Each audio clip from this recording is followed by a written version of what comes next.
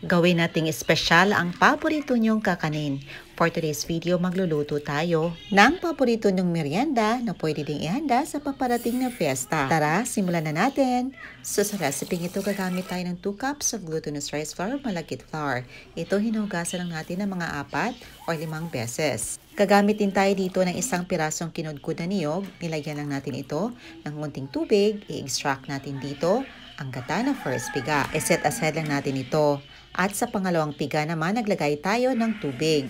Approximately 1 3/4 cups ito. Naglagay tayo ng dahon ng saging sa ating paglulutuan dahil nakakatulong ito sa pagpapa-enhance ng flavor ng ating kakanin. Dito inilagay natin ang ating hinugasan ng malagkit flour, ang ating gata na 1 3/4 cups at saka 2 teaspoon of OB flavor. At ayan, minix natin ito para mag-fully combine ang lahat ng mga ingredients na nilagay natin.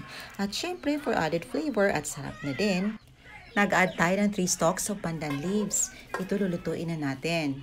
Gaya ng pagluto ng regular na kanin. Ito na, after a few minutes, luto na ang ating malagkit rice na nilagyan natin ng pandan at OB flavor. Hahanguin na natin ito at magluluto na tayo ng latik. Dito meron tayong 1 1/2 cup of gata, first piga. Nag-add tayo ng 3/4 cups of brown sugar.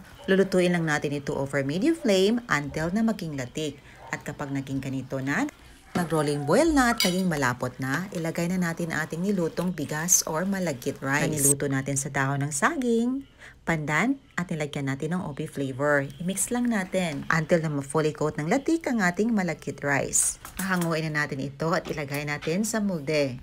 Gumamit pala tayo dito ng 6x7 inches round cheesecake pan at nilagyan natin ng dahon ng saging as liner at pinahira natin ng oil ang gilid ng ating molde. Dito inilagay natin ang ating nilutong OB pandan biko. Ang bango talaga mga mommies kasi dalawang flavor ang pinaghalo natin, ang pandan at saka ang OB flavor. Dito gagawa tayo ng caramel toppings. Naglagay lang tayo ng 7 tablespoon of brown sugar, 1/2 cup of water, at hinayaan lang natin itong mag-boil until na maging caramel. Naglagay tayo ng 1 tablespoon of cornstarch at saka minix natin sa 3 tablespoon of water. Ilagay na natin ito sa ating caramel. I-mix hanggang sa ma-fully combine ang lahat ng mga ingredients at mag-thicken ang ating caramelized sugar. After na maging ganito na ang consistency niya, ibuwasan natin as topping sa ating OB pandan biko. Set this aside para lumamig until na mag-harden ang top nito. While waiting mga mommies, magluluto muna tayo dito ng latik sa extra na gata na natira. Ito na-extract na natin ang gata at nag-harden na din ang toppings ng ating OB pandan biko. Excited na talaga tayong i-unmold ito. Ang paggawa ng crusted caramel is nagdagdag flavor at may kunti tayong crunchiness na mangunguya sa ibabaw nito. Ito na, ina-unmold na natin mga mommies. At yung nagawa nating toppings, dinagdag natin sa ating OB pandan biko with crusted caramel. Ito na ang ating bagong kakanin na bongga sa sarap at flavor na din. Tikman na natin.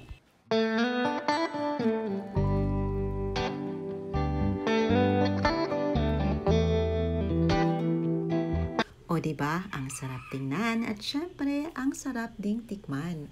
The best ito sa merienda at syempre pwede ding ihanda sa kung anumang okasyon. Best paired with coffee, tea, at kung anumang inumin na nakasanayan yung mga mommies. Kaya tara, tikman na natin. Ang sarap talaga ng kakanin na ito mga mommies. Nagpi-blend yung flavor ng pandan at OB na nilagay natin. Samahan pa ng latik at crusted caramel on top. Perfect talaga ang lasa at may crunchiness tayong mangunguya. Ayan lang po mga mommies. Hoping yung subukan ng ating recipe. Thank you so much for watching. See you in my next vlog.